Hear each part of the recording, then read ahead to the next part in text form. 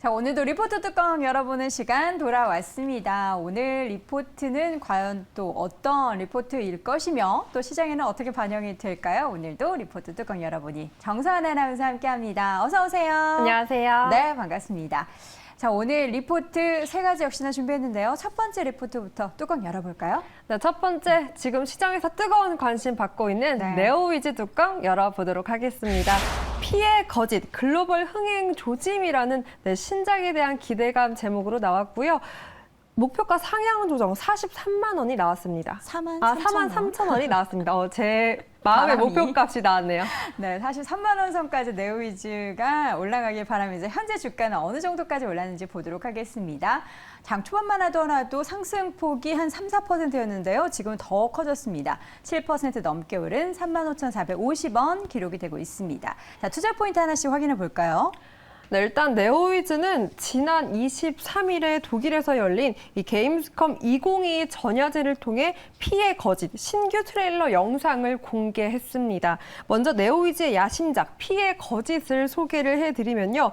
동화 피노키오를 인간으로 이끄는 피해 거짓이란 모멘텀으로 이 고전을 함께 재해석한 게임으로 나왔습니다. 사진 제가 함께 준비했는데요. 보게 되면 피노키오도 있고 피노키오를 만든 제페토라든지 뭐 요정과 서커스단으로 이렇게 새로운 컨셉으로 재해석, 그 세계관이 함께 들어있는 영화라고 할 수 있는데요. 또 여기에 텍스트가 거짓말쟁이가 있을 자리는 여기다라고 어떻게 보면 피노키오에 대한 주제를 다시금 해석한 모습까지 확인할 수 있었습니다. 이 게임에서도 피노키오의 거짓말은 가장 중요한 경험이라고 하는데요. 이 피노키오가 진정한 인간이 되는 길로 이끌 수 있는 키라고 합니다. 플레이어는 그 선택에 따라서 아군이 될 수도 있고 적군이 될 수도 있는 친숙한 캐릭터를 만들게 된다고 하는데요. 이런 모멘텀들이 이 게임에 대한 기대감을 높였고 그로 인해서 게임즈컴에서 가장 기대되는 플레이스테이션입니다. 제가 게임을 잘 몰라서 플레이스테이션 게임에 선정되었다고 합니다. 두 번째 사진 바로 이어서 보도록 하겠습니다. 네, 독일에서 열린 곳인데요. 이렇게 인기가 많았다고 합니다. 세계 3대 게임쇼인데 무려 우리나라가 한국 콘솔 게임에서 이 게임즈컴에서 상을 수상한 건 이번이 처음이라고 하고요. 지난해 수상작이었던 엘든링은 이곳에서 17,000만 장이 판매되기도 했다고 합니다. 네. 특히나 엘든링은 올해 2월 출시돼서 6월까지 약 1,700만 장이 판매되기도 했는데요. 이 피해 거짓은 엘든링과 다르게 오픈 월드가 아닌 선형 공간으로 개발되고 개발비도 조금 다릅니다. 이 엘든링에 비해서 5분의 1 가격이라는 점에서 차이가 존재하기도 하는데요. 그러나 출시 이후 높아진 소울라이크 장르에 대한 기대감을 반영하고 또 게임즈컴에서 인정받은 피해 거짓, 그 완성도를 감안한다면 이 연간 200만 장 수준의 판매량 달성이 충분히 가능하다라고 봤습니다. 네, 네오위즈의 오늘 주가가 엄청나게 많이 오르는 건 이런 신작에 대한 모멘텀 덕분입니다. 사실 이전에 저희가 게임주를 보면 신작이 발표가 되고 나서 실망감이 있으면 주가가 두 자릿수 넘게 급락하는 것도 봤는데요. 반대로 네오위즈 같은 경우는 피해 게임이라는 신작에 대한 모멘텀이 주가의 상승을 이끌고 있습니다. 자, 이어서 두 번째 투자 포인트 바로 확인해 볼까요? 네, 뭐 신작도 신작이지만 규제 완화라는 모멘텀, 또 신작이 밀어주기까지 하니 하반기에 더욱더 기대할 수 있다라고 봤습니다. 그래프와 함께 제가 설명을 드리면요. 이 7월 1일부터 완화된 규제가 적용되어서 웹보드 게임 매출이 6월 대비 증가한 것으로 나타났습니다. 이 초록색이 웹보드고요. 이 회색이 일반 게임인데 계속 분기별로 이 웹보드 쪽의 매출이 늘어나고 있는 것이 확인되고 있습니다. 이 3분기 웹보드 게임 매출은 분기 대비 10%가량 증가할 것으로 전망이 되고 있고요.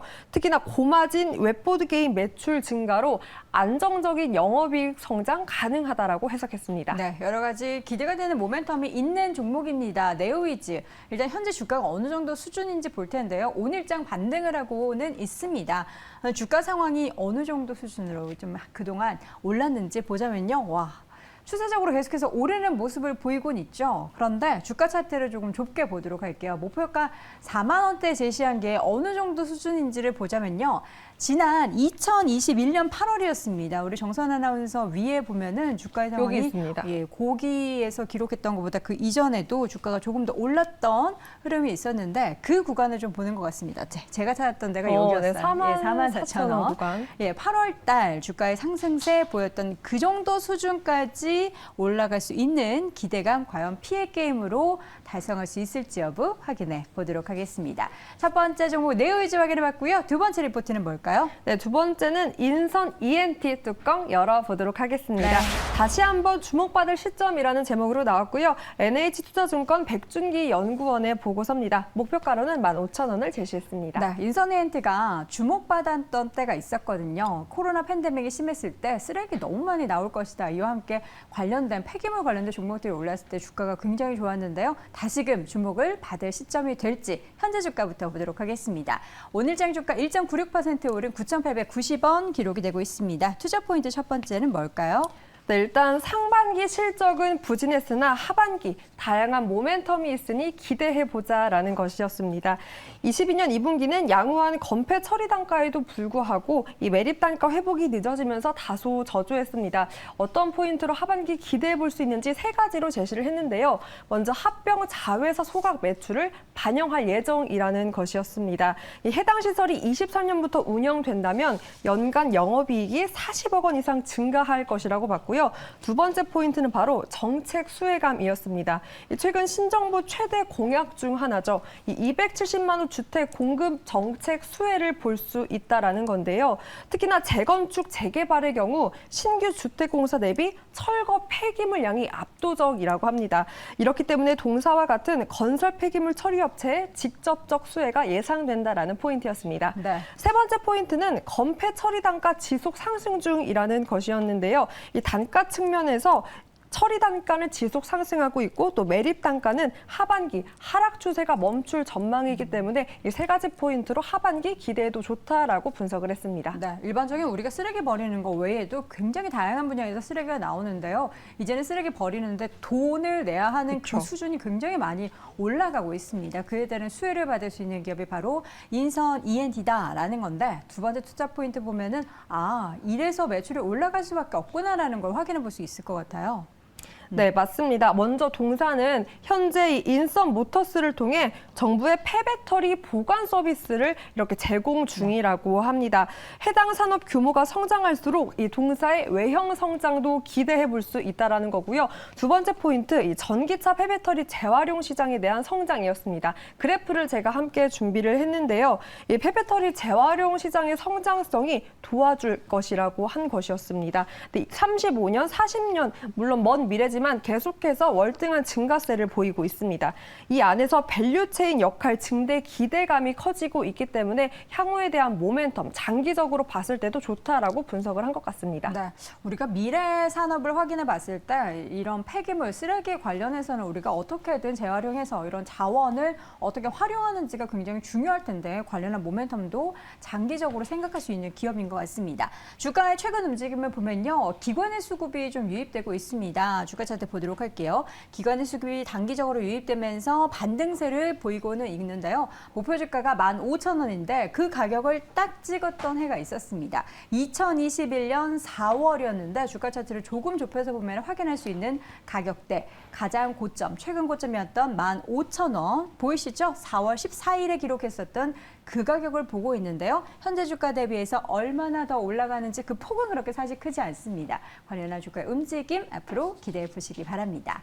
자, 이어서 마지막 세 번째 리포트 뚜껑 열어보도록 하겠습니다. 네, 세 번째는 키에스트 뚜껑 열어보도록 하겠습니다. 네. 콘텐츠 제작 역량 강화라는 제목으로 나왔고요. IBK 투자증권 이환욱 연구원의 보고서입니다. 투자 의견은 따로 제시하지 않았지만 리포트 내용에서 이 3분기, 4분기에 대한 실적 개선에 대한 가능성을 엿봤습니다. 네, 키이스트 사실 오늘 콘텐츠 관련된 종목들 참 언급 많이 되는데요. 현재 주가부터 확인해 보도록 하겠습니다. 키이스트의 현재 주가는 상승 흐름 유지를 하고 있을까요? 확인해 보도록 하죠. 네. 주가 보여주세요. 네. 주가 보도록 하겠습니다. 정선 아나운서 얼굴 너무 많이 보여줬어요. 4.55% 강세 보이면서 8,500원 기록이 되고 있습니다. 키이스트는 어떤 투자 모멘텀이 있을까요?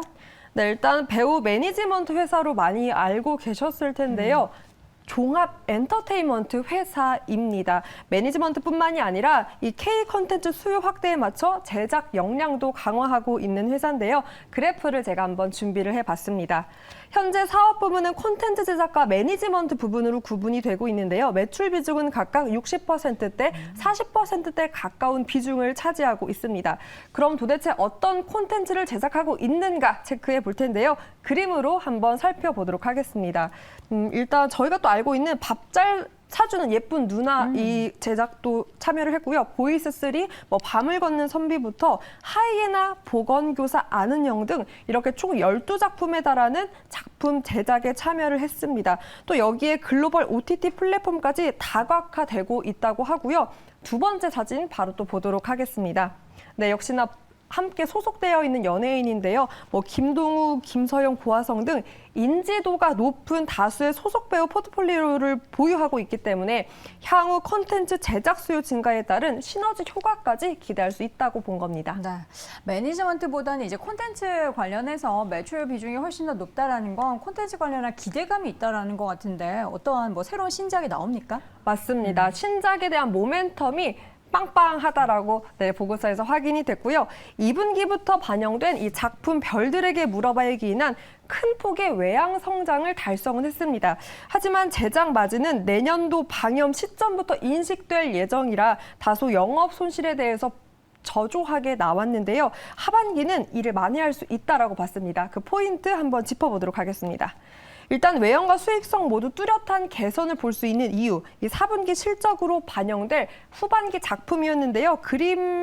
제가 그림을 준비하고 싶었는데 이게 아직 공개되지 않아서 사진이 없었습니다. 이 작품 두 가지 말씀하시는 거죠? 네, 맞습니다. 넷플릭스 통해서 일루미네이션과 비밀은 없어라는 신작에 대한 기대감을 키우고 있는데요. 특히나 이 비밀은 없어는 종편 편성 예정까지 갖추고 있다라고 합니다. 이 소폭의 흑자 전환 가능성 전망이 나왔고요. 또 여기에 내년도 제작 편수 또한 올해보다 2편이나 늘어난 6편에 달할 전망이라 실적 개선에 대한 기대 높다라고 제시를 했습니다. 네, 그동안에는 매니지먼트 회사로서 어떤 배우의 이 활동이 더 활약이 커지면 커질수록 관련한 매출과 주가의 상승이 나왔던 그런 기업이었는데요. 이제는 콘텐츠 관련한 매출이 늘어남으로 인해서 관련된 편수가 늘어나는 게 오히려 더 흥행을 하면 할수록 더 주가와 실적에 영향을 미치는 종목이 된 것 같습니다.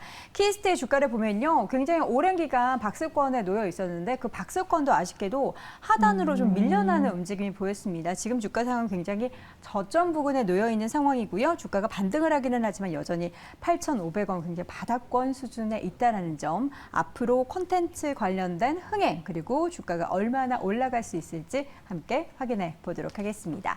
자, 이렇게 해서 오늘도 리포트 뚜껑 열어보니 세 종목 확인해 봤고요. 정선 아나운서 함께했습니다. 고맙습니다. 고맙습니다.